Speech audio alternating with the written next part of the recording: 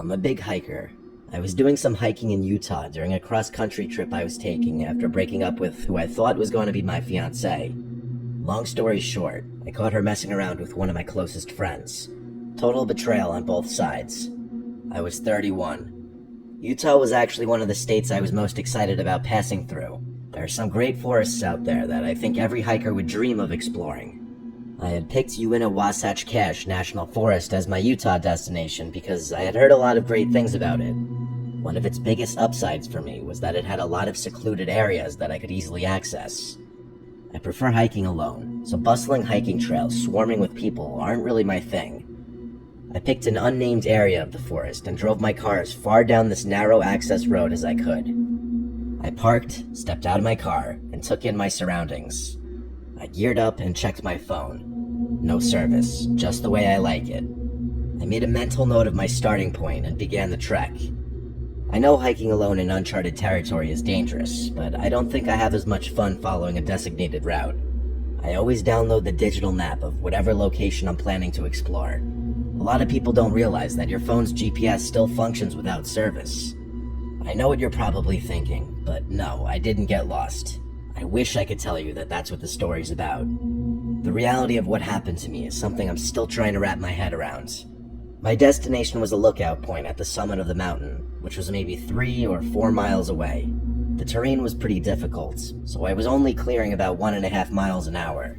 About an hour into my hike, it began raining. Although it was light, I refused to continue. Hiking in the rain is a massive pet peeve of mine. Annoyed, I turned around and began retracing my steps.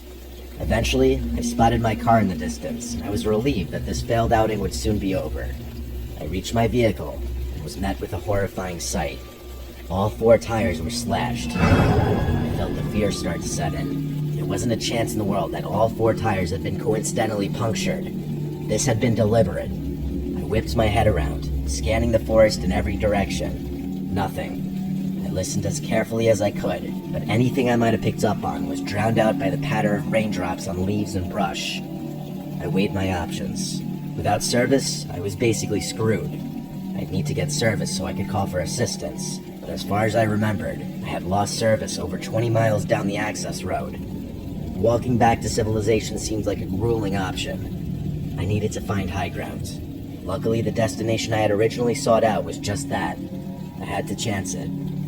I didn't feel safe walking 20 miles down the road where I'd basically be out in the open. Without another thought, I turned back towards the woods and began my route once again. I was about halfway to the summit when I picked up on a faint rustling coming from behind me, maybe 40 or so yards away.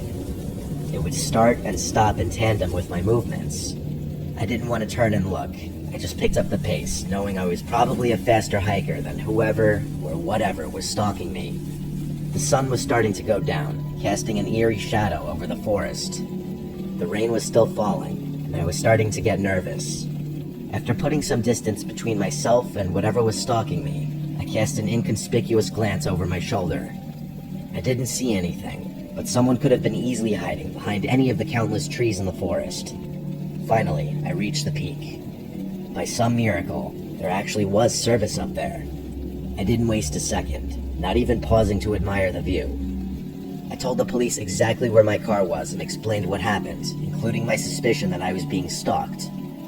I also told the operator that I had AAA. I hung up, relieved that someone knew where I was. There was still a glaring problem, though. I'd have to navigate back through the forest before it was fully dark, while somehow avoiding whoever was stalking me. I couldn't just march in a straight line back through the forest. That was asking for trouble. I thought for a second, before concluding that I'd have to try to walk in a semicircle back to my car, hopefully avoiding any kind of trap someone had set. I walked parallel to the cliff for a while before entering the woods from a different angle. I hadn't bothered to analyze this area of the forest, though, so I pulled up the map on my phone and prayed my navigation skills wouldn't let me down. Things were going well for a while. I hadn't heard a single unusual sound behind me or in front of me. I might have spoken too soon, though, because not 30 seconds after having that thought, I heard a twig snap from my left. I turned to look, but didn't see anything, and a few minutes later, I heard another sound, this time from directly behind me. My blood ran cold as it dawned on me. There were multiple people out there. I picked up the pace again, settling into a light jog. As if things weren't terrifying enough already, I stumbled upon something that brought my panic levels from a 5 to a 10. There was a makeshift campsite literally tucked away in the woods. There were 12 or so logs sitting in a circle around a campfire. Someone had been here recently. I jogged around it and continued on, casting glances behind me every so often. A few minutes later, I heard something from my right. This time, I turned quickly enough just to barely see someone's foot jump behind a tree. That was it for me. My light jog instantly turned into a full-on sprint through the woods. I didn't care how loud I was being. I needed to get out of that forest. As I ran, the sounds around me continued getting louder. It was clear that I was being chased. They weren't even trying to hide it anymore. I continued running, afraid to look behind me. At one point, I couldn't resist the urge anymore and shot a glance over my shoulder. I counted at least 6 people, all of whom were wearing white and charging toward me. I kept running, knowing my car wasn't far. The next few minutes were the most terrifying moments I've ever experienced in my life. Imagine being overwhelmed with exhaustion while the threat of death looms over you.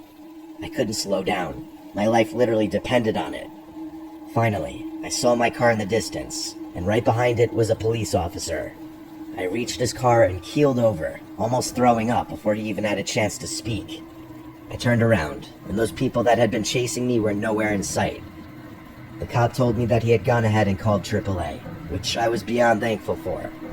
I gave him a full police report, and what he told me was chilling. Apparently, Utah houses the largest population of Mormons in the country, and it isn't uncommon to encounter woods folk in unmarked forest.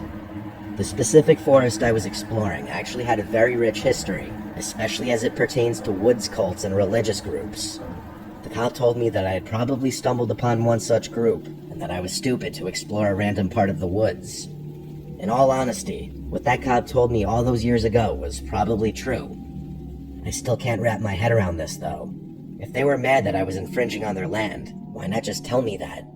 I don't see why they'd feel the need to stalk and chase me through the woods, especially after slashing my tires. This experience is still something I think about all the time.